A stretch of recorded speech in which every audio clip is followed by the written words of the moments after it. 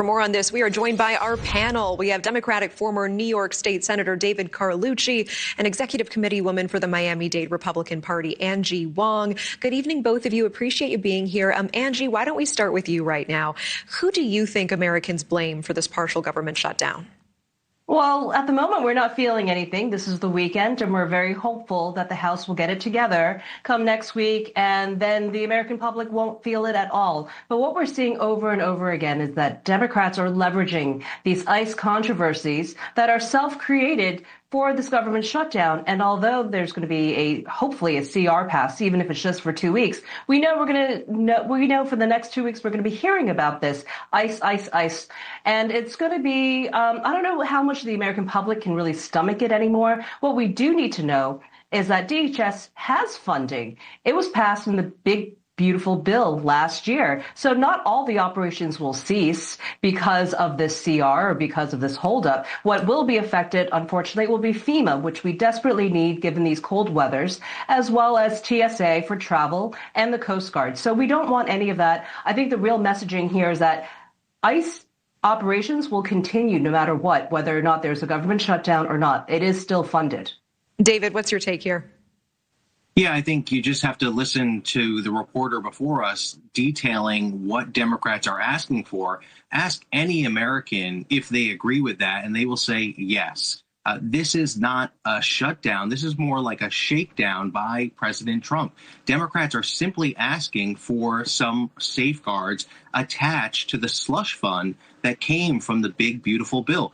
This is wasting taxpayer dollars, plain and simple. You had the attorney on earlier that you interviewed, and he's talking about how they're not supposed to deport someone. It was plain and simple, wasting our tax dollars, sending this person, halfway around the world, the 5-year-old boy halfway around the country when they were following the law. No one signed up for this. Every time I talk about this, I'm hit back with, oh, you're supporting criminals. No, I'm supporting Americans and our Constitution, and I want our tax dollars going after actual criminals, people that put our lives and our public safety in threat, not people that are following the law. These roving mobs of ICE officials, nobody wants that in their communities. Ask anyone, they will tell you that. And the polling is showing that Donald Trump's favorability is plummeting. Well, David, I mean, you're just alluding to this. So I just want to say we do see this new poll indicating that 57% of voters now disapprove of the Trump administration's immigration policies. 59% have an unfavorable opinion of ICE writ large. I mean, is this shaping up to be a problem for the administration and the GOP heading into the midterms?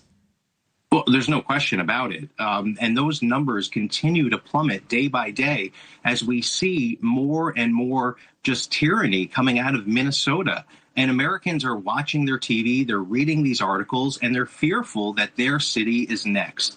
Nobody wants this. This is not what we signed up for. And the more that the Trump administration tries to spin it, that this is what Americans want, you see his approval numbers plummeting. And I think Republicans are going to pay the price in this midterm election. I mean, Angie, let's get you back in here. We see almost 60% of Americans have an unfavorable opinion of ICE now. Is President Trump at risk of losing his win on the border and his win on immigration in the minds of voters? No, and I think President Trump is very well aware that this is a big problem for him, which is why he brought Tom Homan in. He wants to make sure that the realities of the on-the-ground operations still remain. And Tom Homan has long said, we're not stopping, immigration or ICE operations on the ground, but he also understands the politics of it. This is not great. And, having the tragic deaths of 2 protesters was not a good look for the Trump administration. And I think both sides now, luckily, there's a new Trump who's a little softer in his messaging on this. He is taking accountability. He is asking for the DOJ to look into a full investigation on the shootings. So we're seeing a little bit of a shift in his tone, but at the same time, Tom Homan's going to get the job done and also deal with the politics on the ground. Yeah, David, I see you shaking your head. Unfortunately, there's one more topic I really want both of your take on. We have to talk about journalist Don Lemon, who's been released from custody after he was arrested previously. Of course, he was covering an as a journalist, the anti-ICE protest that disrupted the Minnesota church service. Our own NewsNation anchor Chris Cuomo actually went as far as saying the president actually did Don Lemon a favor. Let's take a quick listen to that together. I think the president just did Don Lemon the biggest favor of his career. I think he made him a martyr. I think he made him millions. I think he made him the face of resistance to this administration. David, what are your thoughts on these comments? And do you think that any of the charges against him hold water? Yeah, I mean, I agree with what Chris Cuomo is saying. And no, they don't hold water. This is absolutely absurd. It goes back to what we were just talking about wasting our taxpayer dollars. Our law enforcement followed this reporter to the Grammys to arrest him. It's absurd. It's ridiculous. We keep hearing about Donald Trump is making us safe. No, he's not making us safe. And at the same time, he's eroding our constitutional rights, particularly our First Amendment right.